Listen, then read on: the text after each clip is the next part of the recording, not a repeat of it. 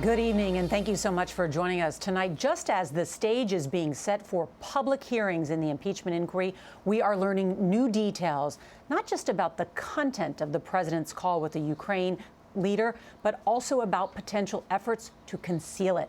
Nancy Cordes is on Capitol Hill with these late-breaking developments. And Nancy, what are we learning about these attempts by the White House to keep someone who was on the call quiet?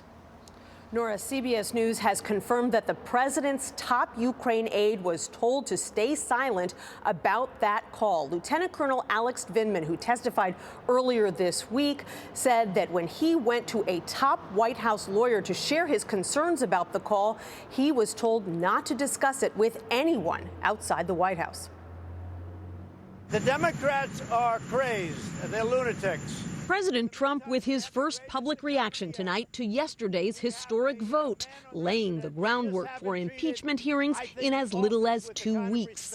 What the president did vis-a-vis the president of Ukraine just removed all doubt that we had to act upon that. A new Washington Post ABC poll finds that nearly half the country thinks the president should be impeached and removed from office. But that number drops to 18% among Republicans. Those opposed, say no. Which helps explain why every GOP House member voted against this week's resolution establishing impeachment rules. I don't think there's one Republican vote in the U.S. Senate for impeachment based on this phone call.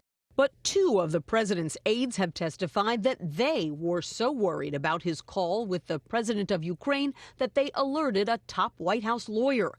And after depositions from 13 witnesses, a remarkably consistent picture has emerged of a president withholding congressionally authorized military aid in a bid to pressure Ukraine to announce an investigation into his campaign rival, Joe Biden.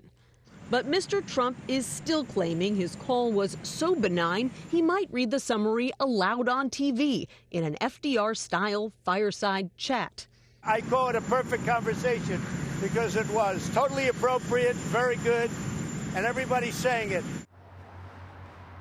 By everybody, he surely doesn't mean the witnesses who have already testified to the contrary. Investigators have now spent more than 70 hours deposing those witnesses, and some of the first transcripts of those depositions, Nora, could be released early next week.